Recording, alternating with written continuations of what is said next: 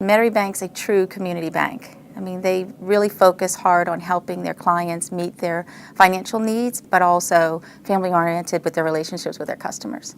One of the relationships that I've kind of built up over years, and at the time when I was helping them with a home mortgage application, they started talking about a Disney cruise and how much fun it was.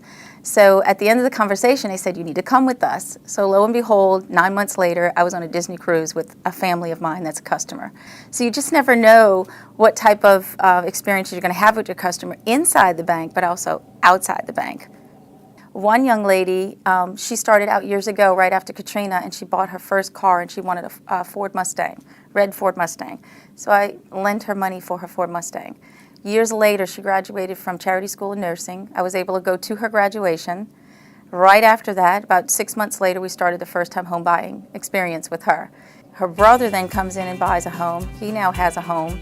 And just recently, I went to the shower for her two nieces because her brother had twins, and I went to the shower in her home. So now I'm in the first-time home buyer's home whose brother's wife is having twins. It's just a great experience. It just continues on and on about the family experience. Working with Robbin was one of the best experiences ever. I was nervous going in at first because I was going in alone, and then she was super patient.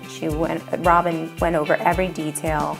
She answered every question I had. A lot of the services that I provide to my customers, including deposits and lending, a lot of times they can't make it here during banking hours, but you certainly don't want to hold up the transaction. So I offer to meet with them at their convenience, at their home. Robbin did come to my house a couple of times, and we went over some paperwork. She would catch me in between meetings because I had a very intense school schedule at the time, so she would make arrangements to help me at the best time that I could, even though she had a busy schedule as well.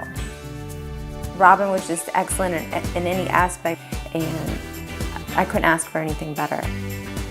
Once we really have someone come into the bank, it doesn't stop there with one person. They usually extend it out.